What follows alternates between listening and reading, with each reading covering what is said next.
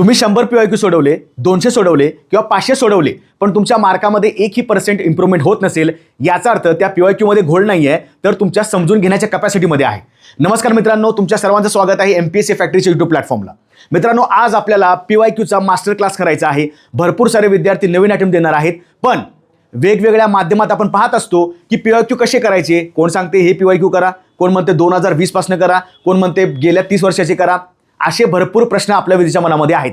आता या प्रश्नावर आपण सविस्तर या ठिकाणी मार्गदर्शन करणार आहोत. तुमच्या मनामध्ये जे प्रश्न आहेत PYQ संदर्भात, की गट कसेच करायचे का, गट बचे करायचे का, या ठिकाणी आपण सगळ्या गोष्टी करायच्या. आणि PYQ सॉल्व्ह करताना सुद्धा तुमच्या मनामध्ये 1-2 गोष्टी खूप जास्त गरजेच्या आहेत. हा व्हिडिओ आहे, हा शेवटपर्यंत बघा. आणि जे विद्यार्थी सध्या घर बसला अभ्यास करतात त्यांना सुद्धा शेअर करा. त्यांना सांगा MPSC फॅक्टरीला दररोज आपण 4 ते 5 तास लाईव्ह लेक्चर फ्रीमध्ये घेत असतो. त्याचबरोबर आपल्या महाराष्ट्र अकॅडमीला सुद्धा सध्या आपण काय करत आहोत, तर ही विजयपथ बॅच आपण लॉन्च केलेली आहे. मित्रांनो, दर्जेदार शिकवणी चालू आहेत.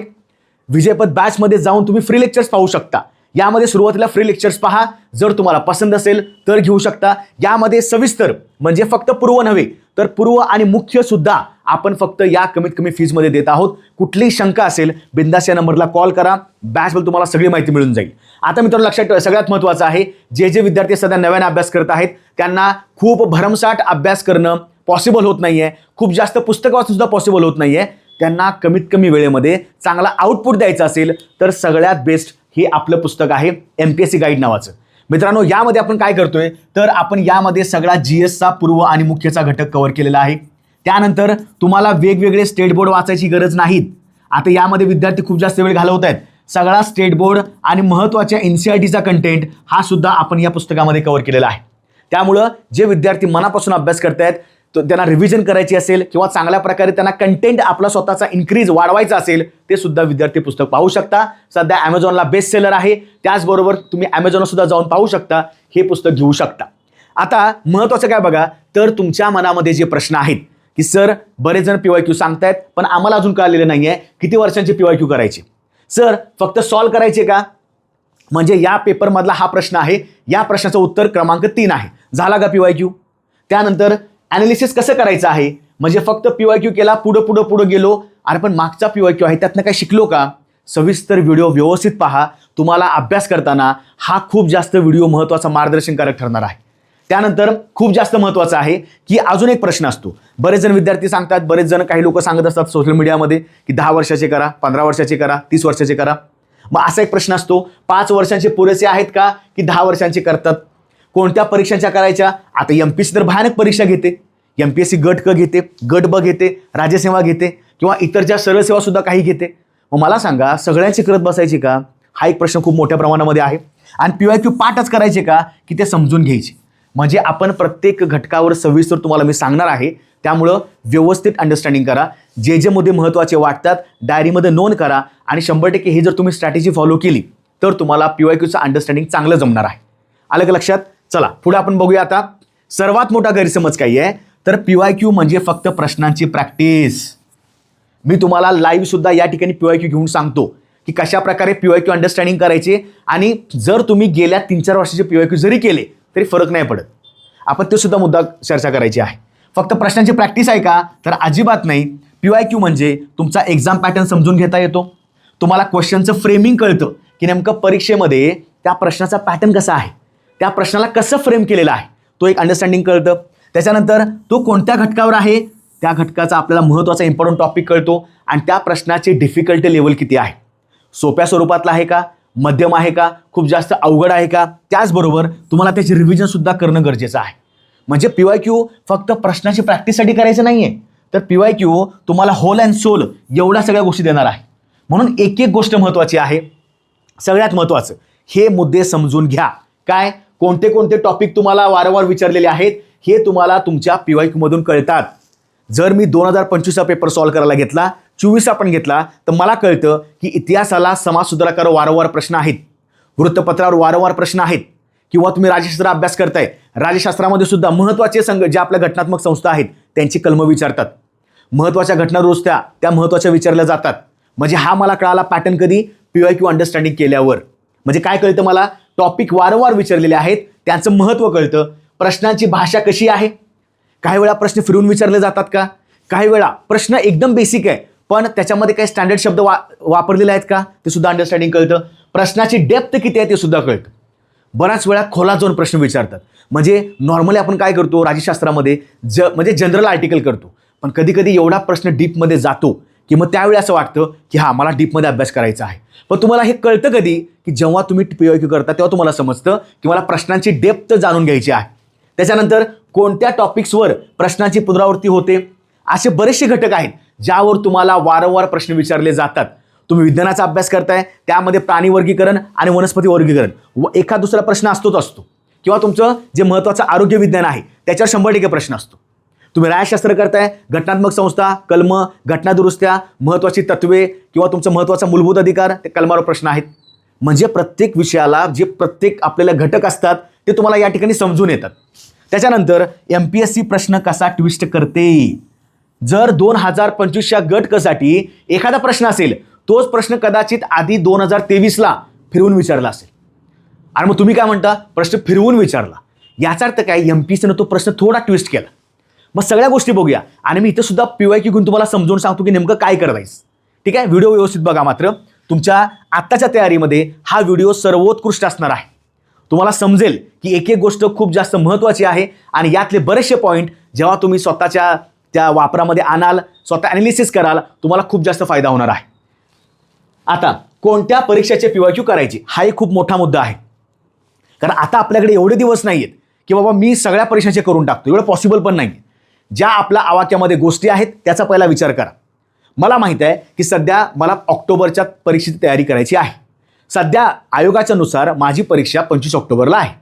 मग माझ्या डोक्यात काही आहे की मी गट कची परीक्षा देतोय, म्हणजे पहिले मला टार्गेट काय ठेवायचं आहे, तर मी पहिल्यांदा गट क चे पहिल्यांदा PYQ सोडवतो.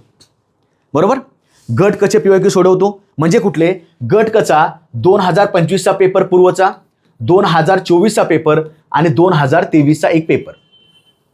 त्यावेळी संयुक्त ब आणि क एकत्र झाली होती. पहिल्यांदा याच्यावर टार्गेट ठेवा. मग आता बघा, जेव्हा तुम्ही 25 केला, 24 केला, 23 केला, ॲनालिसिस केलं, जर तुम्हाला वेळ मिळाला तर तुम्ही गट बला या. म्हणजे माझं काय म्हणणं आहे, पहिल्यांदा आपण ज्या परीक्षेला टार्गेट करत आहोत त्या परीक्षेचे पहिला PYQ सोडवून घ्या. ठीक आहे, 25, 24, 23, अजून एखादा वाटला तर थोडंसं माघारी जाऊन तुम्ही 22, 21 सुद्धा करा.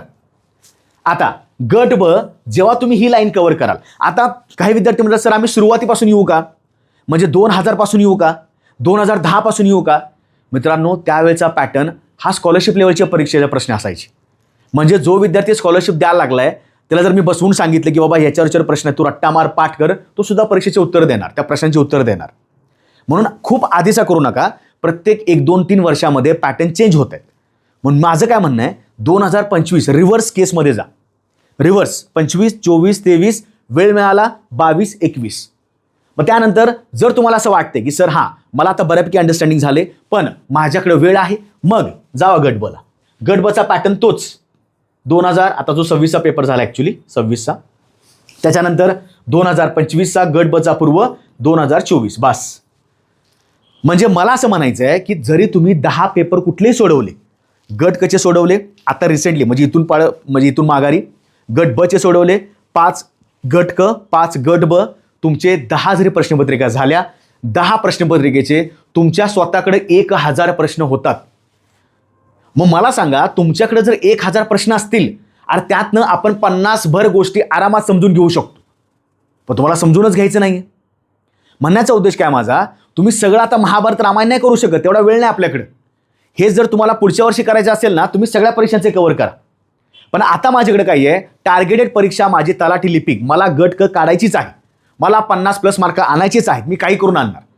त्यासाठी मला PYQ करावे लागतील आणि म्हणून मी 25 पासून माघारी जातो. मग टार्गेट आपलं काय आहे, सध्या या 2 परीक्षांना टार्गेट करा. त्यातल्या त्यात पहिल्यांदा ही परीक्षा बघा, मग जर वेळ मिळाला तर ही परीक्षा बघा. पण शक्यतो मी असं रँडम सांगतो, 6 ते 7 प्रश्नपत्रिका डोळ्याखालनं जाऊ दे. गट कच्या 4-5 वर्षाच्या करा आणि गट बच्या जर वेळ भेटला 2-3 वर्षाच्या करूनच जा. त्यात लक्षात ठेवायचं 2025, 24, 23 करूनच जायचं. कारण रिसेंटली थोडासा पॅटर्न काही ठिकाणी वेगवेगळं वाटायला लागलाय, म्हणून तुम्ही गाफील राहू नका. कुणी सांगायला लागले 2015 पासून करा, अरे 15चा पॅटर्न 10 वर्षापूर्वीचा आहे ना, त्याचा आजच्या जमान्याशी काय घेणं देणं आहे. हां, PYQला मला प्रश्न त्याचे कन्सेप्ट कळाली. अरे पण त्यावेळेचं लोकांचा बुद्ध्यांक कसा होता, त्यावेळेचे विद्यार्थी एवढं सगळं अवेलेबल होतं का आता? त्यावेळेचं तुम्ही 10 वर्षापूर्वीचा विचार करा. यूट्यूब असेल, ॲप असेल किंवा अजून काय फ्रीमध्ये सगळे द्यायला लागले. कोण त्यावेळी एवढं करायचं? आता सगळं अवेलेबल व्हायला लागले. घर बसल्या चांगला दर्जेचा अभ्याससुद्धा व्हायला लागला. म्हणून मग त्यांना सुद्धा प्रश्न पडतो आयोगाला की पोरांना प्रश्न विचारायचे कशी. म्हणून मग आपला एक जो काही मुद्दा आहे, एक स्टेप, एक पाऊल पुढे जरा जाऊन विचार करायचा. ओके, त्यामुळं सध्या याला तर काय भर देऊ नका जास्त. पहिल्यांदा हे कव्हर करा. आता मला असं वाटतं की तुमच्याकडे वेळ एवढा नाहीच आहे की बाबा तुम्ही रायसेवा पण कव्हर करा. इतरला तर जायचंच नाही. 7 ते 8 प्रश्नपत्रिका, 700 ते 800 प्रश्न किंवा कमीत कमी 500 प्रश्न डोळ्याखालनं वारंवार जाऊ देत. त्याशिवाय तुम्हाला PYQचं पूर्णपणे अंडरस्टँडिंग कळणार नाही. ओके, 10 वर्ष. मग हा एक प्रश्न असतो ना, आता मग सांगितल्याप्रमाणे 10 वर्ष करायचं आहे का PYQ? गेल्या 5 वर्षाच्या करायचे आहेत का, की निवडक PYQ करायचे आहेत? पहिल्यांदा सगळ्यात महत्त्वाचं पहिली प्रायोरिटी आपली काय आहे, तर अलीकडील MPSC PYQ करा. अलीकडील म्हणजेच 25, 24, 23. गट क केलं, वेळ भेटला, गट बचे 2-3 पेपर बघून घ्या. आलं लक्षात? आता काही विद्यार्थी म्हणणार सर नाही सर आम्हाला PSI ST व्हायचं नाही. अरे बाबा नो, गट ब आणि गट क एवढा फरक नसतो. दोन्ही प्रश्नपत्रिका टफ लेवलचे असतात, असं काय वेगळं नाही आहे. पण गट क जर परीक्षा असेल तर आपण पहिला गट कचं करूया, मग वेळ भेटला मग गट बला जाऊया. त्यानंतर दुसरी प्रायोरिटी काय आहे, दुसरं मागील काही वर्षांची MPSC PYQ टॉपिक वाईज अभ्यासा. म्हणजे फॉर एक्झाम्पल मी 2025, 24 आणि 23चा पेपर सॉल्व्ह केला. मला कळालं की त्यामध्ये समाजसुधारकावर वारंवार प्रश्न आहे. त्या समाजसुधारकाच्या मध्ये सुद्धा बाळशास्त्री जांभेकर, डॉक्टर बाबासाहेब आंबेडकर, महात्मा फुले, छत्रपती शाहू महाराज, सावित्रीबाई फुले, पंडिता रमाबाई, नाना शंकर शेठ, ही जी लोक आहेत यांच्यावर वारंवार प्रश्न आहेत. म्हणजे मला 10 ते 15 समाजसुधारक करावेच लागतील. वारंवार प्रश्न रिपीट होत आहेत. वृत्तपत्रावर प्रश्न आहे, त्यांच्या संघटनेवर, जे समाजसुधारक त्यांच्या संघटनेवर ज्या संस्था वगैरे आहेत ना त्याच्यावर सुद्धा प्रश्न आहे. प्रार्थना समाज असेल, परमहंस मंडळी असेल, मानव धर्म सभा असेल, आर्य समाज असेल, सत्यशोधक समाज असेल, म्हणजे मला करावं लागेल. मग असा पण अभ्यास करा की तुम्ही PYQ करत असताना तो टॉपिक वाईज करा. त्या घटकामध्ये तो विषय आहे, त्याच्यामध्ये टॉपिक समाजसुधारक आहे, मी करूनच घेणार. आणि मग जेव्हा तुम्ही असा अभ्यास करायला लागलाय, मग तुमच्यासाठी हे पुस्तक आपलं एकदम एक पाथ फाइंडर आहे. हे दिस इज कॉल्ड एज टॉर्च बिअरर आपण म्हणतो ना. तुम्हाला हे मार्ग दाखवणार की बाबा चला समाजसुधारक यामध्ये मी सगळ्या घटक कव्हर केलेले आहे. चला यामध्ये महत्त्वाच्या नद्या, नदी प्रणाली याच्यामध्ये कव्हर केलेलं आहे. मग तुम्ही GSचा कोणताही घ्या, इतिहास घ्या, भूगोल घ्या, नागरिकशास्त्र म्हणजे राज्यशास्त्र असेल, अर्थशास्त्र असेल, विज्ञान पण याच्यामध्ये आहे आणि प्रश्नसुद्धा यामध्ये दिलेले आहेत. प्रत्येक घटकानंतर आयोगाचे 200 ते 250 PYQ मुद्दाम टाकलेले आहेत. म्हणजे घटक वाचला त्याच्यानंतर सुद्धा मला ते करता येतं. म्हणून जर तुम्हाला व्यवस्थित एक आपण म्हणतो ना की कमीत कमी वेळामध्ये चांगला आउटपुट द्यायचं असेल तर ते करून घ्या. आलं लक्षात? त्याच्यानंतर जुने PYQ जेव्हा तुम्ही चाळाल, कन्सेप्ट क्लॅरिटी, टॉपिक रिपिटेशन शोधण्यासाठी त्याचा अभ्यास करायचा. मग मला असं वाटते 10 वर्ष, 8 वर्ष नाही गरज. 3 वर्ष, 4 वर्ष, 7 ते 8 प्रश्नपत्रिका, खेळ खलास. खूप जास्त राज्यसेवा, नागरी सेवा, क्लास 1 नको. आता वेळ नाही आहे बाबांनो, तेवढाच तुम्हाला वेळेमध्ये चांगला अभ्यास करायचा आहे. आलं का लक्षात? क्लिअर झालं काय करायचं? त्यानंतर PYQचे 3 लेवल कोणते आहेत बघा. पहिली लेवल काय आहे, पेपर वाईज पहिल्यांदा स्टडी करा. पेपर वाईज म्हणजे मी 25चा पेपर पहिला घेतला. आता सगळ्यांनी जाऊन 2025चा पेपर सगळ्यांनी डाउनलोडच करायचा. करा डाउनलोड, त्याचे प्रिंट मारा, झेरॉक्स मारा, काय करायचं ते करा. त्यामध्ये पूर्ण पेपर एक्झाम सारखा व्यवस्थित सोडवा. आता ठीक आहे, थोडासा अभ्यास कमी असेल तर सगळं काय सुटणार नाहीये, पण मला असं म्हणायचं आहे तुम्ही आतापर्यंत जेवढं वाचलं असेल तुम्हाला त्यातले काही प्रश्न आरामात जमणार. त्याचा पहिला विचार करा. ठीक आहे, 60 मिनिटं राहू देत. पहिल्यांदा डोळ्याखालनं घाला की इतिहासामध्ये 10 प्रश्न आहेत. 10 प्रश्नामध्ये क्रांतिकारी चळवळी एखादा दुसरा प्रश्न आहे, कामगार चळवळी एखादा प्रश्न आहे, वृत्तपत्र संघटना 1-2 प्रश्न आहेत, समाजसुधारक 2-3 प्रश्न आहेत, महत्त्वाचे गव्हर्नर जनरल, महत्त्वाचे व्हॉइस रॉय, त्यांचे घटनात्मक कायदे 2-3 प्रश्न आहेत. झालं ॲनालिसिस. मग असा 25चा केला, 24चा करून घ्या. मग जे टॉपिक तुम्हाला रिपीटेड वाटतात ते तुम्हाला करावेच लागतील. आलं लक्षात? लेवल दुसरी कोणती आहे, सब्जेक्ट वाईज करू शकता. इतिहास घ्या, 2025 इतिहास 10 प्रश्न स्टडी केले, 2024 इतिहास 10 प्रश्न स्टडी. कंटेंटचा अभ्यास करा. PYQ म्हणजे फक्त भूतकाळात जाऊन बघायचं नाही आहे की कसा पेपर होता. PYQ म्हणजे तुम्हाला भविष्यातलं एक मार्ग दाखवणारा एक घटक आहे. तसा अभ्यास करायचा. आणि PYQ आता मी सारखं PYQवर का भर देतोय, याच्यामुळं तुमच्या अभ्यासामध्ये 50 ते 60% आरामात इम्प्रूव्हमेंट होणार आहे, जर तुम्ही मन लावून केलं तर. मग आता काही विद्यार्थी असं करतात लेवल 2 मध्ये, सर आम्ही सब्जेक्ट वाईज करतो. म्हणजे काय, 2025 मध्ये भूगोलामध्ये या महत्त्वाच्या नद्या वाटतात. गोदावरी आहे, तापी. मी तुम्हाला सविस्तर प्रत्येक विषय सुद्धा तुम्हाला मी स्ट्रॅटेजी सांगणार आहे. जाऊ दे, 1.5-2 तास व्यवस्थित बघा कसे प्रश्न पडतात, कसा तुम्हाला जास्तीत जास्त पिकअप करायचा आहे, कशावर जास्त भर द्यायचा, आपण सगळं करूया. ठीक आहे, पण तुम्ही व्यवस्थित अभ्यास करा. इतिहास केला, एखाद्याला वाटलं सर मला हे राज्यशास्त्रामध्ये जरा इंटरेस्ट वाटायला लागला, तर मी काय करतो, 2025 15 प्रश्न आहेत, 24 15 प्रश्न आहेत. प्रत्येक प्रश्न अनालिसिस करतो. कशा घटकावर प्रश्न आहेत ते सुद्धा मी पाहतो. म्हणजे फायदा काय होईल मला, तिसऱ्या लेवलमध्ये टॉपिक वाईज. म्हणजे फॉर एक्झाम्पल इतिहास काढला 25, 24, 23चा, तर मला समजतं की समाज सुधारकावर 100% प्रश्न आहेतच. मला हा घटक चांगला करावा लागेल. मग त्या आधारावर मला त्या संदर्भात जेवढे PYQ कव्हर होऊन जातात, समाज सुधारक म्हणलं की तेवढं मला कव्हर करायचे. मग तुमचा स्वतःचा एक बेस ठरवा की मी एक तर पेपर वाईज जाणार, गट क 25, 24, 23, गट ब 26, 25, 24, जे काय असेल 6-7 झाले. किंवा असं करू शकता, इतिहास घ्या 25, 24, 23, गट क 26, 25, 24, गट ब फक्त इतिहास, फक्त भूगोल, कसंही करा.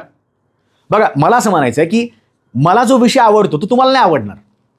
प्रत्येकाच्या आवडीनिवडी वेगळ्या आहेत. प्रत्येकाचं असं असतं की आता फॉर एक्झाम्पल काही विद्यार्थ्यांना विज्ञानच आवडतो, काही विद्यार्थ्यांना इतिहास आवडतो. माझा आवडता विषय राज्यशास्त्र आहे, माझा आवडता विषय भूगोल आहे, माझा आवडता विषय चालू घडामोडी आहे. मग मला तिकडनं स्कोर करायचे आहेत ना. मग आपल्या हातचे GS बघा, तुम्हाला तुमच्या हातामध्ये काय आहे, तर बाबा हां मला हे जवळपास मला वाटते 40-45 मार्काचे GS आहेत, इथनं मी मार्क गोळा करणार. 50+ पाडायचे मार्क आहेत. टार्गेट ठेवा 55 वगैरे, काय फरक नाही पडत. पण काही करून ना ही 50ची नय्या पार करा. तुम्हाला कोणी सांगू देत 70, 75, 80, काही गरज नाही. जेव्हा जागा खूप जास्त वाढत असतात, कुठं ना कुठे कट ऑफ थोडासा खाली येऊ शकतो. आता काय प्रिडिक्शन करणं इम्पॉर्टंट नाही आहे, पण तुमचा अभ्यास खूप जास्त व्यवस्थित होणं महत्त्वाचं आहे. ठीक आहे. आता जेव्हा तुम्ही PYQ सोडवता तेव्हा फक्त तो एखादा 2024चा PYQ मी सोडवायला लागलो, त्याचं उत्तर माझं 3 पर्याय क्रमांक 3 बरोबर आला. झाला का PYQ? तुमचं काम संपलं का? नाही. जो व्यक्ती व्यवस्थित PYQ वाचतोय त्याच्या डोक्यात तो घटक आला पाहिजे. समजा त्यांनी असं विचारले, योग्य जोड्या जुळवा. एका पॉईंटला काँग्रेसची अधिवेशनं आहेत आणि एका पॉईंटला त्यांचे अध्यक्ष आहेत. मग तुम्ही त्याचं बरोबर उत्तर काढलं, काय प्रॉब्लेम नाही. मग झाला का PYQ? त्या PYQ मधनं तुम्हाला मुख्य कन्सेप्ट करायची आहे. व्यवस्थित क्रम बघा. सर्वात प्रथम पेपर सॉल्व करताना तुम्ही त्याचा आन्सर चेक करताय, बरोबर. बरोबरचा आन्सर, समजा बरोबर तुमचा एखादा प्रश्न आला तो बरोबरमध्ये घेता, चुकीचा आला तर तो तुमचा थोडासा निगेटिव्ह इम्पॅक्ट पडतो. तर करायचं काही आहे, त्याचा आन्सर तुम्ही चेक करता. बघा PYQ करण्याची योग्य ऑर्डर कशी असते.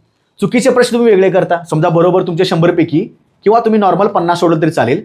तुमचे समजा 20 बरोबर आले, समजा 10-12 चुकले, बाकी तुम्ही अटेम्प्टच नाही केले.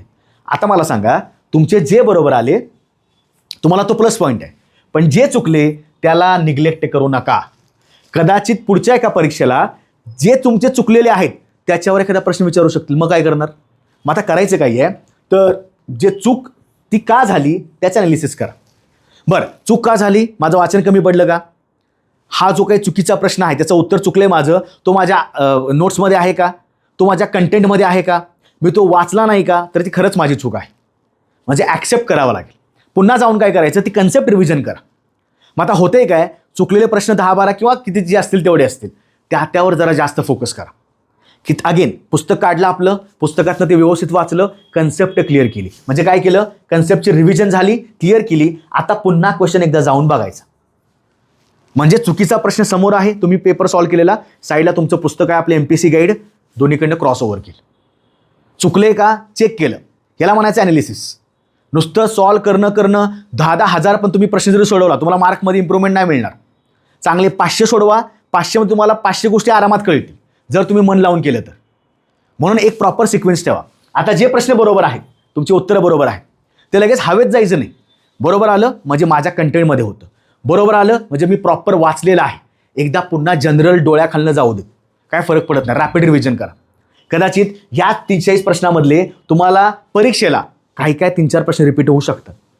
म्हणून हलक्यात काही घ्यायचं नाही. खूप लहान लहान घटक असतात, पण ते जर समजून उमजून केले त्याच्यामध्ये आपल्याला त्याच्या इम्प्रूव्हमेंट दिसत असते. तुम्ही जर बघितलं असेल ना की काही लोक सांगतात की सर 1 मार्क वाढवायला मला 5 वर्षे गेले. 1.5 मार्काचं लीड पाडायला मला 3 वर्षे गेली. ते एवढं अवघड आहे का 1.5 मार्क वाढवणं? खूपच अवघड आहे. पण तुम्हाला मी सगळं आत्ता का सांगतोय? तुमच्या सध्या अभ्यासामध्ये यांना थोडंसं पुढं घ्यायचं. PYQला मागं सारू नका.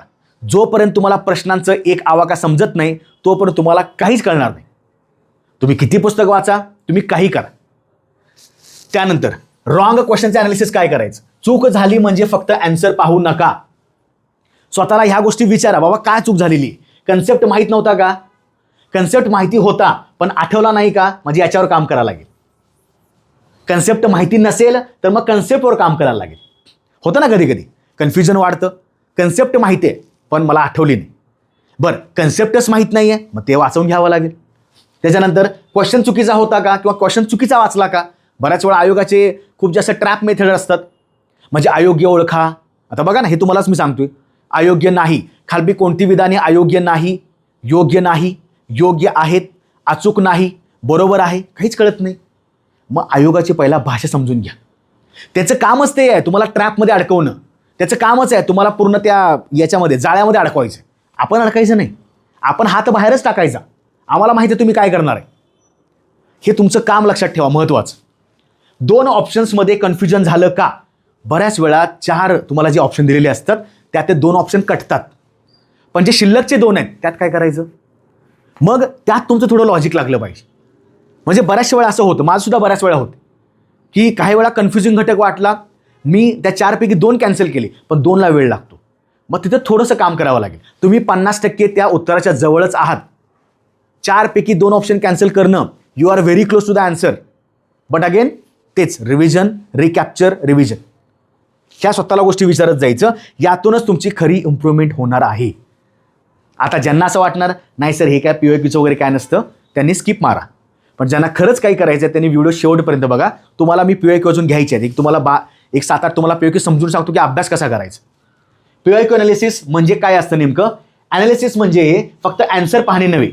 अनालिसिस म्हणजे तो क्वेश्चन बघितला, त्याचा टॉपिक काढला, त्याची कन्सेप्ट वाचली, त्या क्वेश्चनचा पॅटर्न समजून घेतला आणि चूक होणार नाही त्याची थोडीशी खात्री करून घेतली, पुन्हा रिव्हिजन केली. म्हणजे PYQ नावात फक्त 3च अक्षर आहेत पण तुम्हाला जवळपास 4 ते 5 घडामोडी कळणार आहे. आणि म्हणून एवढे जबरदस्त त्याचं अनालिसिस करायचं की पुढचा तुमचं ताण वाचून जाईल. मी सांगेन तुम्हाला काय करायचं, टेन्शन घेऊ नका. आता रिपीटेड टॉपिक कसे शोधायचे? समजा मी 25चा पेपर काढला, 24चा काढला, 23चा काढला. नॉर्मली तुम्हाला मी एक्झाम्पल सांगतोय. तुम्ही नॉर्मली 3 पेपर काढले किंवा तुमच्याकडे समजा एक बंच आहे. आता बरेचसे विद्यार्थी मेसेज करतात, तर महाराष्ट्र अकॅडमीच्या ॲपला जाऊन विजयपथ बॅचमध्ये आपण तलाठीचे PYQ सगळे टाकलेले आहेत. तलाठी म्हणजे तलाठी, लिपिक, MPSC गट क ज्या सगळ्या आपल्या परीक्षा आहेत ना, तर 25-24 पासून सगळं आपण माघारी टाकलेलं आहे. ते प्रिंटआउट मारा, डाउनलोड करा, बिंदास्त फ्रीमध्ये अभ्यास करा. हे आपल्या बॅचमध्ये अवेलेबल फ्रीमध्ये आहे, काही प्रॉब्लेम नाही. तुम्हाला काय करायचं आहे? तुम्ही प्रिंटआउट मारली, 2025, 24, 23, 22 जे काही तुम्ही तयारी करत असाल, 3 वर्ष 4 वर्ष जे कुठलं असेल ते घ्या. मी तुम्हाला एक्झाम्पल सांगतो. समजा तुम्हाला ओळखायचं की सर रिपीटेड क्वेश्चन कसे ओळखायचे. समजा इतिहास एक घटक आहे, तर समजा एक टॉपिक असतो, फॉर एक्झाम्पल वृत्तपत्र. तो जो टॉपिक आहे तो 23ला पण होता, तो 24ला पण होता, तो 25ला पण होता. म्हणजे मला असं म्हणायचं आहे, जर तो टॉपिक दरवर्षी किंवा एकाड एक वर्षी रिपीट होत असेल, तुम्ही तो का मिस करायला लागलाय? तुमच्या वाचनात तो काय येत नाही? जर आयोग स्वतः सांगते की आम्हीच तुम्हाला सांगतोय की हा प्रश्न येणार, तयारी करा, तुम्ही करतच नाही. म्हणजे म्हणण्याचा उद्देश काय? प्रत्येक टॉपिकचं अनालिसिस करा.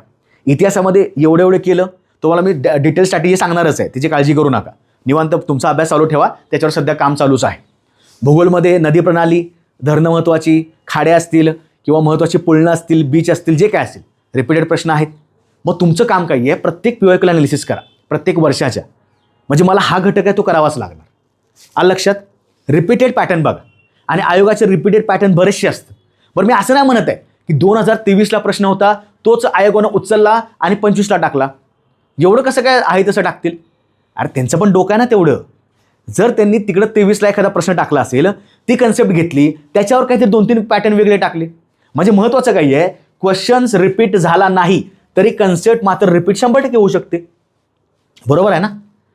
क्वेश्चन नाही रिपीट झाला, अरे पण कन्सेप्ट होणार ना. जर ते म्हणतायत की भाऊ दाजी लाड यांचं खालपी कोणतं विधान बरोबर आहे त्याच्या संदर्भात त्यांनी 1, 2, 3, 4 दिलेलं आहे, तुम्हाला पर्याय निवडायचे. 23ला प्रश्न विचारला, 25ला काय विचारतील की वरीलपैकी जी माहिती आहे ती कोणत्या समाजसुधारकाबद्दल सांगितलेली आहे, त्याचं उत्तर पण भाऊदाजी लाडच येतं. बघा पॅटर्न बदलला. म्हणून असं नाही आहे की आहे तसा क्वेश्चन उचलला तो इकडे टाकला म्हणजे रामचं श्याम केलं, सीताचं गीता केलं, असं नसतं. त्यांच्याकडे ढीगभर पॅटर्न आहे. तुम्हाला ते समजून सांगायचं आहे मला आहे पुढं की तुम्हाला कसं PYQ जनरेट करायचे आहेत. मग आता काय करायचं, सब्जेक्ट वाईज प्रत्येकानं PYQ स्ट्रॅटेजी करा. की फॉर एक्झाम्पल इतिहास घेऊया आपण. इतिहासाला कसे PYQ आहेत, यामध्ये टॉपिकची नावं काढा की बाबा 2025 ते 2022 पर्यंत याच टॉपिकला रिपीटेड प्रश्न आहेत. वृत्तपत्र आहे, संस्था आहे, महत्त्वाचे समाजसुधारक आहेत, ठीक आहे, भारतीय राष्ट्र चळवळ आहे, गांधी युगावर एखादा प्रश्न आहे, क्रम लावा वगैरे, जुळ्याजुळवाचा एखादा प्रश्न आहे, काँग्रेसचे अधिवेशन, वारंवार प्रश्न आहेत. 57चा उठाव आहे, एखादा दुसरा प्रश्न आहे रिपीटेडमध्ये, म्हणजे करावा लागेल. मग महत्त्वाचं काही आहे की जेव्हा तुम्ही हा अभ्यास करता तुमच्याकडे एवढ्या गोष्टी क्लिअर असणं खूप जास्त गरजेचं आहे. ते समजा भूगोल घेतलं, मग भूगोलामध्ये गेल्या 4 वर्षामध्ये काय काय रिपीटेड आहेत. नद्यावरचा प्रश्न रिपीटेड आहे, खाड्यावरचा प्रश्न रिपीटेड आहे, राष्ट्रीय उद्यान आणि महत्त्वाचे जे काय आपल्या अभयारण्य आहेत त्यांच्या जोड्याजुळवाचा प्रश्न येतो. बरं, जे काय महत्त्वाचे आपले घाट आहेत, फळघाटापासून ते खाली आंबोलीपर्यंत, त्याचा उत्तर दक्षिण क्रम विचारतील, पुढच्या पेपरला दक्षिण उत्तर क्रम विचारतील, काही करतात. आहे आपल्याकडे रिपीटेड पॅटर्न. मग प्रत्येकानं अभ्यास करा आणि हे तुम्हाला PYQ समोर असल्याशिवाय करताच येत नाही. ठीक आहे, आता काही लोक म्हणणार सर आम्ही पुस्तक वाचून PYQकडे जाऊया की PYQ करून पुस्तकाकडे येऊया. समजा आपल्या परीक्षेला 1 वर्षानंतर आपली परीक्षा असती, मी तुम्हाला 100% सांगितलं असतं पहिले सगळे पुस्तकं वाचून घ्या मग PYQ सॉल्व्ह करा. आता आपल्याकडे फक्त 60 दिवस शिल्लक आहेत. मी बोलता बोलता अजून बघा वेळ चाललेला आहे, दिवस खर्च होत आहेत. मग आता कमी दिवसामध्ये काय करावं लागेल, तर तुम्हाला 50पेक्षा जास्त मार्क पाडायचे असतील तर एक गोष्ट करा, आता रिव्हर्स पॅटर्न करा. आधी PYQ चेक करा, नोट्समध्ये आणा, लिहून काढा बाबा कशावर घटकावर प्रश्न आहेत, महत्त्वाचे कुठले कुठले आहेत, रिपीटेड कुठले कुठले आहेत, तो घटक तुमच्या अभ्यासातनं करा. कारण आता तुम्ही जर सगळं वाचत बसला आणि जर उद्या तुम्हाला कळालं की PYQला प्रश्नच नाही आहे, मग ते वाचलेलं गेलं तात्पुरतं, वाया जात नाही. पण मी म्हणतो की त्याच्यावर माझा अभ्यास झाला पण मला PYQमध्ये एक पण प्रश्न सापडत नाही ना, म्हणजे मी ट्रॅपमध्ये अडकलो. मग आता सध्या हाताखालनं डोळ्याखालनं PYQ जाऊ देत, तोच घटक तुम्हाला आपल्या पुस्तकातनं वाचायचा आहे. लक्षात. मग प्रत्येकानं असं करायचं, टॉपिक वाईज सब्जेक्ट वाईज काढा की बाबा चला इतिहासाला एवढे महत्त्वाचे रिपीटेड पॅटर्न आहेत. तुम्हाला प्रत्येक स्ट्रॅटेजी लेक्चरला पण सांगेनच, पण तात्पुरतं लक्षात ठेवा. भूगोल समजा केला, भूगोलला गेल्या 4 ते 5 वर्षामध्ये 100% नदीवर प्रश्न आहे. त्याच्यानंतर मृदा असेल एखादा प्रश्न किंवा हवामानावर प्रश्न आहे. महत्त्वाच्या पर्यटन स्थळावर एखादा प्रश्न आहे. त्याच्यानंतर जे काही आपल्याकडं घाट आहेत किंवा ज्या हिमालयामधल्या खिंडी आहेत त्याचा क्रम लावा असा एखादा प्रश्न आहे. म्हणजे वारंवार करावं लागेल. जे आपल्याकडे पर्वत आहेत, शिखरं आहेत, कळसुबाई, साल्लेर, ती जे आहेत, महाबळे जे काय असेल त्याच तुम्हाला क्रमला विचारतात. म्हणजे प्रश्न आहेत. लक्षात प्रत्येकानं करा. इतिहास, भूगोल, राज्यशास्त्र डायरी मेंटेन करा. आज न चुकता, जर समजा डायरी नसेल डायरी मेंटेन करा, लिहून काढत चला. तुम्ही स्वतःमध्ये एक दिवस इम्प्रूव्हमेंट तुम्हाला गोळा करायची आहे प्रत्येक दिवसामध्ये, की आज मला हे शिकायला मिळालं, हे मी आधी शिकलो नव्हतो. हे जर तुमच्या मनामध्ये असेल, तुम्हाला 50+ मार्क पाडण्यापासून कुणीही वाचवू शकत नाही. 100% मार्क पाडणार. देन PYQमधून काय काय आपण प्रिडिक्शन करू शकतो, तर त्याचा एरिया कोणता आहे, म्हणजे मेन त्याचं गाभा क्षेत्र कोणतं आहे, PYQचा कंटेंट काय आहे, त्याच्यानंतर क्वेश्चन नव्हे तर त्याचा एरिया लक्षात ठेवायचा. तुम्ही क्वेश्चनचं प्रिडिक्शन नाही कोण करू शकत. मी आता नाही सांगू शकत की बाबा 2026 आपल्या गटकला, या पुढच्या आपल्या गटकला बरोबर छत्रपती शाहू महाराज यांच्यावर क्वेश्चन येणार आहे. प्रिडिक्शन नाही करता येत. हां, पण असं विचारू शकतात समाजसुधारक पॅटर्नवर, त्याचे वृत्तपत्र विचारतील, त्यांचं जन्म ठिकाण विचारू शकतात, त्यांनी काय कार्य केलेलं आहे, सामाजिक, राजनैतिक जे काय असेल ते विचारू शकतात. मग क्वेश्चन प्रिडिक्शन नाही करता येत, फक्त एरिया सांगता येतो. समाजसुधारक हा एरिया आहे, त्यामध्ये भरपूर गोष्टी कराव्या लागतील ना. त्याच्यानंतर हा इंग्लिश पंचलाईन जो आहे तो आपला खूप जास्त महत्त्वाचा आहे. ओके. त्यानंतर हा प्रश्न परत येणार यापेक्षा या टॉपिकवर पुन्हा प्रश्न येण्याची शक्यता लक्षात घ्यावी लागेल. एखादा प्रश्न तुम्ही वाचायला लागलाय, तो प्रश्न पुन्हा येण्यापेक्षा असं विचार करा की त्या टॉपिकवर प्रश्न विचारू शकतात. तोच प्रश्न येणार कुणी नाही सांगू शकत. हां, पण त्या टॉपिकला प्रश्न येणार 100% सांगू शकतो. मी तुम्हाला आत्ताच सांगतो, 2026च्या गट क ला 100% नदीवर प्रश्न येणार. आता येणारच आहे ना, कारण तो दरवर्षी असतो. ह्याचं काय कुठलं काय भाकणूक नाही आहे, किंवा मला काय कुठलं काय खगोलशास्त्र किंवा मला काय ॲस्ट्रॉलॉजी करता येत नाही. बरं, समाजसुधारक 100% प्रश्न असणार, कारण तो दरवर्षी असतो. मग हे थोडं लक्षात ठेवा, प्रत्येक वेळी तुम्हाला काय करायचं आहे. आणि विद्यार्थी काय करतात, या ठिकाणी चुकतात. PYQ करत असताना विद्यार्थ्यांच्या होणाऱ्या चुका लक्षात ठेवायच्या. आगामी काळामध्ये आपली परीक्षा आहे, अजिबात चुकू नका. जर तुमचे PYQ अनालिसिस चुकलं, तुम्हाला अजिबात मार्क मिळणार नाही. तुमच्या तयारीमध्ये खूप मोठी खोट शिल्लक राहणार आहे. मग काय करावं लागेल, फक्त ॲन्सर पाहणे. विद्यार्थी नुसतं धडाधड ॲन्सर पाहतात. हां, 4ला 3, 5ला 2, 6ला 1 झालं PYQ. काय चाललंय? एवढं सोपं असतं तर मग सगळ्यांनाच सगळे घराघरामध्ये झाले असते अधिकारी. प्रत्येकाचा वेगळा आपला ट्रेंड फॉलो करायचा. PYQ पाठच करतात. किती पाठ करणार आहे? 10 कराल, 50 कराल, 100 कराल, पुढं काय? जास्त महत्त्व पाठांतराला द्यायचं नाही. चुकीचे प्रश्न पुन्हा न पाहणे. बघतच नाहीत का? कारण चूक म्हटलं की जरा वाटतं ना, निगेटिव्ह वाटते. यार मी कसं काय, नाही मला चुकलं नाही, मी कसं काय चुकलो. आणि आपल्यावर जरा स्वतःवर शंका येते, बाबा एवढं कसं काय चुकलं. पाहतच नाही आपण माघारी जाऊन का चुकले वगैरे. किंवा ॲनालिसिस करत नाहीत. प्रत्येक परीक्षेचा रँडम PYQ करतात. कुठली परीक्षा कोणी सांगायला लागले, वनसेवीची करा, अभियांत्रिकी सेवेची करा. अरे त्या प्रश्नांचा ट्रेंड वेगळा असतो बाबांनो.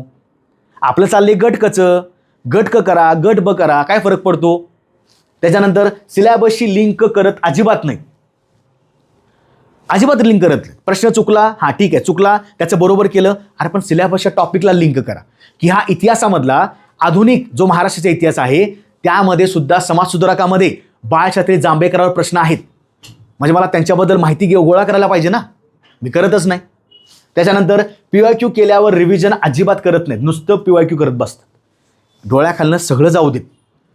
तुमच्याकडं ते PYQचं बुक पाहिजेच. नसेल, महाराष्ट्र अकॅडमी विजयपथ बॅच फ्रीमध्ये कंटेंट आहे, सगळं तिथे दिलेलं आहे. आपण सगळे PYQ आपण गोळा केलेले आहेत. त्याच्यावर जाऊ देत ना, काला डाउनलोड करा, काय फरक पडत नाही. तुमच्याकडे ते परमनंट राहणार आहे. ठीक आहे, मी ह्या गोष्टी अजिबात चुकायच्या नाहीत कुणी. आता तुम्हाला मला हे समजून सांगायचं आहे, PYQ कशा प्रकारे असतात बघा. आता हा पॅटर्न कोणता आहे? हा पॅटर्न आहे तुमचा, म्हणलं मगाशीच पण म्हणलं होतं, काँग्रेसच्या अधिवेशनाची स्थळं आणि अध्यक्षांच्या नावाच्या जोड्या. मग मला सांगा, तुम्हाला जस्ट मी एक्झाम्पल सांगतोय. हा 2024च्या आसपासचा प्रश्न आहे. जर समजा तुम्ही हा प्रश्न वाचताय PYQ मध्ये, तुमच्या डोक्यात काय आलं पाहिजे माहिती आहे? ठीक आहे, मी याचं उत्तर बरोबर पहिल्यांदा काढतो. बघा, प्रथम काँग्रेस अधिवेशन मुंबई. आता पहिले कोण होते मला सांगा. त्यांनी विचारताना असं विचारलं का 8वे अध्यक्ष, 9वे अध्यक्ष, 10वे अध्यक्ष किंवा 11वे अध्यक्ष? त्यांनी विचारलं का 18वे, 19वे? ते पहिले 4च का विचारतात, पहिले 5च का विचारतात? कारण ते सगळ्यात जास्त महत्त्वाचे आहेत. आता आम्ही पण एवढा अभ्यास केला, आम्हाला काय सगळं पाठ नाही आहे. हां, पहिले 4 पाठ, पहिले 6 पाठ, मुंबईमधले पाठ, कोलकात्यामधले पाठ, दादाबाई नौरोजींचे असणारे पाठ, पहिला मराठी, पहिला हिंदू, पहिला मुस्लिम, पहिला ख्रिश्चन, पहिली महिला, पहिली भारतीय महिला पाठ. जेवढं लागेल तेवढं करावंच लागेल ना. मग आता मला माहिती आहे, प्रथम काँग्रेस अधिवेशन मुंबईला झालं. याचे कोण होते? व्योमेशचंद्र बॅनर्जी होते. म्हणजे एला 3 लागतं बघा, त्यांनी मुद्दाम एला 4 लावले. हा पहिल्यांदा पर्याय मी खाट केला, बाहेर काढायचं पहिल्यांदा. 3 ठिकाणी एला 3 आहे, हरकत नाही. दुसरं अधिवेशन कुठलं आहे बघा. आता फक्त लक्षात ठेवायचं, तुम्हाला क्रम लक्षात ठेवायचा आहे. पहिलं मुंबई आहे, त्याच्यानंतर दुसरं कलकत्ता आहे, तिसरं मद्रासला झालं आणि चौथं अलाहाबादला. लक्षात ठेवायचं, जे चौथं अलाहाबादला झालेलं आहे त्याचा अध्यक्ष होता जॉर्ज यूल. म्हणजे डीला 1 लागलं, इथं मला 1च सापडला, म्हणजे दुसरा पर्याय बरोबर. बघा, डीला 1च आहे ना, 1 डीला फक्त 1च असणार आहे, दुसरा पर्याय बरोबर. वेळ वाया घालवायचा नाही. ठीक आहे, एक्झाम्पल घ्या फक्त. आता बाकीचे दुसरे कुठले आहेत? मग मला सांगा, तुम्ही काय करणार? तुमचा प्रश्न बरोबर आला, उत्तर बरोबर, तुम्ही थांबणार का? नाही. तुम्हाला काय करायचं टॉपिकमध्ये? आता बघा, तुम्ही काय करणार? इतिहास लिहिणार, त्याच्या खाली टॉपिक काय? काँग्रेसची अधिवेशनं, त्यांचे अध्यक्ष आणि त्यांची ठिकाणं. पहिले 5 कोलकात्यामधले 3-4 महत्त्वाचे, मुंबईमधले असतील, नौरोजींचे असतील, महत्त्वाच्या घटनेच्या वेळी होणारे असतील, महत्त्वाचे करून जायचं. हा तुमचा झाला पूर्ण घटक. मग नॉर्मल विद्यार्थी काय करतात?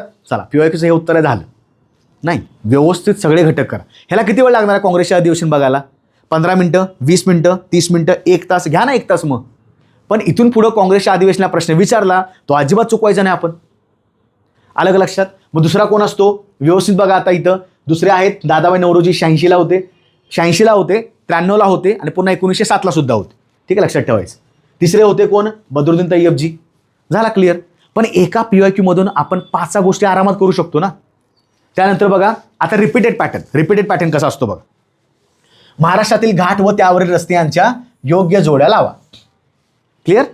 आणि इथे काय विचारलंय? महाराष्ट्रातील घाटांचा कोणता क्रम उत्तरेकडून दक्षिणेकडे बरोबर आहे? बरोबर. विषय कोणता आहे? भूगोल. विषयामधला घटक कोणता आहे? घाट. त्याच्यामधले पॉईंट्स कुठले आहेत? उत्तर ते दक्षिण क्रम. महत्त्वाचे रस्ते म्हणजे घाट 2 ठिकाणांना जोडतो ना. झाला ना टॉपिक. 1 मार्क मिळाला. किती वेळ लागणार घाट करायला? समोर मॅप आणा, जॉग्राफीचा अभ्यास करताना. मग काय येतं बघा इथं. आता पहिल्यांदा हा सॉल्व्ह करूया. महाराष्ट्रातील घाटांचा क्रम उत्तरेकडे दक्षिणेकडे. सह्याद्रीचा अभ्यास करताय, हे सगळा सह्याद्रीचा आपला घाटमाप. सगळ्यात वरचा घाट आहे थळ, सगळ्यात खालचा घाट आहे आंबोली. प्रश्न सॉल्व्ह झाला. उत्तरेकडून दक्षिणेकडे म्हणजे इकडे इकडे आला पाहिजे ना. मग पहिला असतो थळ घाट, कसा काय आंबोली वरती जाईल? तुम्ही अख्खा महाराष्ट्र मॅप उलटाच केला मग. बरं, इथं थळ आहे, इथं थळ आहे. मला शेवटी पाहिजे काय? आंबोली पाहिजे. इथे एकाच ठिकाणी आंबोली आहे, इथं थळ. चुकलं. पहिला पर्याय. म्हणजे 2-3 सेकंद उत्तर काढता येतं. कधी काढता येतं? जर मी त्याचा अभ्यास चांगला केला असेल तर. तुमचं काम काय आहे? सगळा घटक केला, सगळं वाचलं, क्लिअर झालं. बरं, इकडे प्रश्न कोणता आहे बघा. तोच प्रश्न आहे. काय वेगळं केलं? थळ, कुंभारली, आंबा, आंबोली. विद्यार्थी कन्फ्यूज असते त्यांनी दिलेलं आहे बघा. थळला काय येतं? सर्वोत्कृष्ट वरती आहे. मला सांगा, जर सर्वात वरती असेल तर मुंबईपासून पुढे कुठेतरी असेल ना. रत्नागिरी लागेल, कोल्हापूर लागेल का? नाही लागणार. उत्तरेकडचा आहे ना. क्रम काय आहे? थळ पहिला आला म्हणजे उत्तरेकडे दक्षिणेकडे आला. पुढच्या पेपरला विचारतील दक्षिणेकडे उत्तरेकडे. काय विचारतात ती लोक? आता मला कळालं थळ म्हणजे सर्वोत्कृष्ट वरचा आहे, टॉपचा आहे, उत्तरेकडचा आहे. मी मुंबईला टिक मार्क केलं. मग थळ कुठं मुंबई आहे ना एकाच ठिकाणी. टॉपचा आहे ना तो. मग ड ला लागलं 1, ड ला 1 लागलं, 2 पर्याय हकलून काढले, 2-4 गेले, राहायला 1-1. आता बाकीचं बघून घ्या. बरं, काय? फोंडा कुठं असतो? कोल्हापूर पणजी. म्हणजे अ ला 4 आहे. झाला पर्याय. 2 पर्याय मी जर काढले, 2 वर माझं लक्ष राहतं. मग तुमच्या अभ्यासाला 10 घाट करावेच लागतील. थळ केला, कुंभारली केला, थळ कसारा, थळला कसारा पण म्हणतात. थळ केला, बोर केला, कुंभारली केला, त्याच्यानंतर आंबा केला, आंबोली केला, फोंडा केला. हनुमंते एक्स्ट्रा वेगळे. हनुमंते, पसरणी, त्याच्यानंतर दिवे जो आता पालखीचा आपला होता ह्याचा सासवडच्या साईडचा. त्याच्यानंतर आमनेळी एक असतो, आमनेळी घाट, शेवत्या घाट, वरंदा घाट, माळशेज आणि नाणे घाट. असे 2-3 ऑड जरा करायचे. महत्त्वाचे आपण 6-7 केले, 3-4 एक्स्ट्रा करा. आता बघा तुम्हाला अजून गोष्टी काही कळतील. अगेन कन्सेप्ट क्लिअर करायची. मग हनुमंते कुठं आहे? हनुमंते कुठं असतो? कोल्हापूर कुडाळला. तुम्ही त्याला एक गोष्ट ॲड झाली. बरं, माळशेजला कुठला आहे? ठाणे नगर. तो पण क्लिअर करून घ्या. लक्षात मी काय सांगतो तुम्हाला? एक गोष्ट क्लिअर करा. आणि 2022 आणि 24चा पेपर आहे हा. पण आहेत ना प्रश्न बाबांनो, मग रिपीट करा, त्याचा अभ्यास करा. 1-1 मार्क महत्त्वाचा आहे. ठीक आहे. त्यानंतर बघा इकॉनॉमिक्सचा प्रश्न. हरित क्रांतीनंतर डॅश हे सर्वात जास्त उत्पादन वाढ दर्शवणारे प्रमुख अन्नधान्य पीक आहे. म्हणजे मला कळालं की हरित क्रांतीमध्ये सगळ्या प्रकारची अन्नधान्य होती, पण जो काय भर दिला तो गव्हावर जास्त दिला. गहू असेल, मक्का असेल, मग तांदूळ असेल. पण जास्त भर कशावर दिला? तर गहू आणि मक्क्यावर, मग त्याच्यानंतर तांदूळ येत. मला सांगा तुम्ही अभ्यासाला काय वाचलं? हरित क्रांती. लगेच त्यांनी प्रश्न विचारला बघा. सेम इकॉनॉमिक्सला काय? हरित क्रांती, सोनेरी, निळी, पिवळी. सोपा प्रश्न आहे. मग हरित क्रांतीला काय येतं? काय? हरित क्रांती अन्नधान्य म्हणजे अ ला 3 लागलं. अ ला 3 एकाच ठिकाणी आहे, पर्याय क्रमांक 3. हे सगळे कॅन्सल बाकीचे. म्हणजेच काय? सोनेरीला काय येणार? सोनेरीला गेलं फळांची. ओके. निळीला काय येणार? निळीला गेलं मत्स्य, ब्लू रिव्हॉल्युशन. आणि पिवळी काय असतात? तेलबिया. झालं. मग तुम्हाला एवढ्याच क्रांती करायच्या आहेत का? अजून 2-3 करून घ्या. सोनेरी तंतू असेल, बरोबर ना. चंदरी असेल, सिल्वर रिव्हॉल्युशन त्याला आपण म्हणतो. मग ह्या गोष्टी महत्त्वाच्या आहेत. श्वेतक्रांती आहे दुधाच्या उत्पादनासाठी, ऑपरेशन फ्लड सगळ्यांना माहिती असेल. लक्षात बघा. पुन्हा पुन्हा रिपीटेड असे प्रश्न असतात. म्हणजे फक्त एवढं नाही वाचायचं, कन्सेप्ट क्लिअर करून पुन्हा पुन्हा त्याच्यावर रिव्हिजन करायचे. प्रश्न काय आहे? गोदावरी नदीच्या उपनद्या. इकडे प्रश्न काय आहे? अगेन नद्यांचा प्रश्न आहे. इथं पुन्हा प्रश्न आहे डोंगर रांग, पण अगेन नद्यांचा प्रश्न आहे. आता शंभू महादेव कुठे येते? सगळ्यात खालची डोंगर रांग कुठली असते? शंभू महादेव. पण कुठल्या 2 नद्यामध्ये आहे? खाली कृष्णा दक्षिणेकडं, वरती भीमा. कुठं आहे कृष्णा भीमा? बघा, भीमा कृष्णा, पर्याय क्रमांक 3. इकडे गेलं प्रत्येकाची नदी बघ. पैनगंगा करावी लागेल, भीमा करावी लागेल, मांजरा सिंधफणा नॉर्मल एकदा बघून घ्या. इकडे महत्त्वाच्या तुमच्या विदर्भातल्या नद्या आहेत.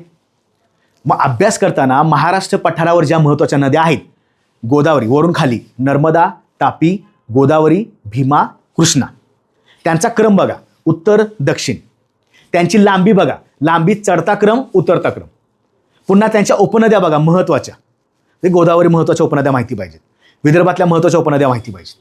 प्रश्न नद्यावर प्रत्येक पेपरला आहे 22, 23, 24. काय प्रॉब्लेम आहे? आलं लक्षात? त्यानंतर योग्य जोड्या लावा.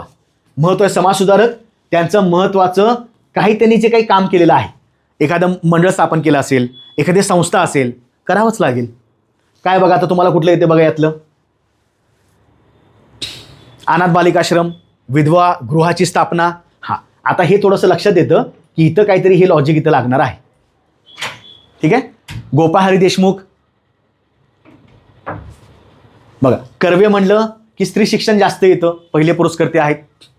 पण पुनर्विवाह उद्योजक सुद्धा मंडळी आहे. म्हणजे अभ्यास करताना काय करायला लागेल, प्रत्येकाच तुम्हाला लक्षात आलं पाहिजे, प्रत्येक व्यक्ती काय सांगतोय हे खूप जास्त महत्त्वाचं आहे. आलं लक्षात? मग वारंवार जे रिपीट होतं तुम्हाला ते लक्षात आले पाहिजे. आता बघा, विधवा गृहाची स्थापना, अनाथ बालिकाश्रम, स्त्री शिक्षणाचे पहिले पुरस्कर्ते.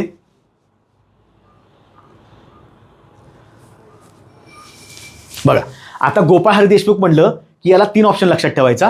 पुनर्विवाहोत्तेजक मंडळी, ठीक आहे, ओके. त्याच्यानंतर महात्मा ज्योतिबा फुले म्हणलं की विधवा गृहाची स्थापना. त्यांच्यापूर्वी पहिल्यांदाच स्त्री शिक्षणासाठी कोणी पहिल्यांदा पुरस्कार केला होता, पुरस्कर्ते कोण होते? बाळशास्त्री जांभेकर. म्हणजे मला सांगायचा पर्याय कोणता असणार आहे, तर अ ला 2, त्यानंतर ब ला 3, ओके, क ला 1, म्हणजे पर्याय क्रमांक 3.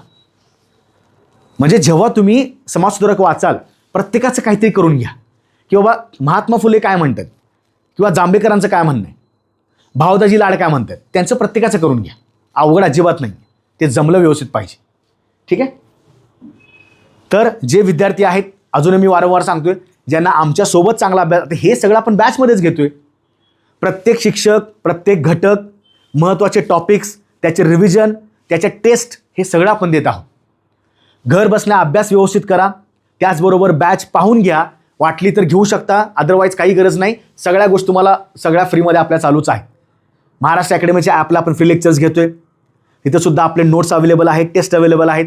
पुस्तक आपलं मार्केटला आलेलं आहे, ते सुद्धा पाहू शकता. सध्या ॲमेझॉनला बेस्ट सेलर आहे. यातनं कंटेंट कव्हर करा. नुसतं पाहायचं नाही आहे, बघायचं व्यवस्थित. सॅम्पल याची कॉपी PDF आपण आपल्या टेलिग्रामसुद्धा टाकलेली आहे, सॅम्पल कॉपी, की बाबा तुम्हाला कसं यातनं कव्हर करता येतं. ठीक आहे. मग विजयपथ बॅच आपण लॉन्च केलेली आहे. काही जरी प्रॉब्लेम असेल, बिंदास या क्रमांकाला संपर्क साधा. पण अभ्यास मात्र 100% करा. तुम्हाला या PYQच्या मास्टर क्लासमधून बऱ्याचशा गोष्टी कळाल्या असतील, पण दररोज इम्प्लिमेंट करा. त्याशिवाय काही आपल्याकडे ऑप्शन नाही. वेळ कमी असेल तर आपल्यामध्ये काही गोष्टी सुधारणा करावी लागेल, नाहीतर काहीच उपयोग नाही. व्हिडिओ आवडल्यास नक्की लाईक करा, शेअर करा. आणि जे आपले मित्र मैत्रिणी जे अभ्यासू आहेत, सिरियस आहेत, लायब्ररीमध्ये बसतात, घरादारात बसतात, त्यांना सुद्धा शेअर करणं तुमचं काम आहे. पुन्हा एका वेगळ्या विषयामध्ये भेटायचं. चांगला अभ्यास करा. All the best. जय हिंद.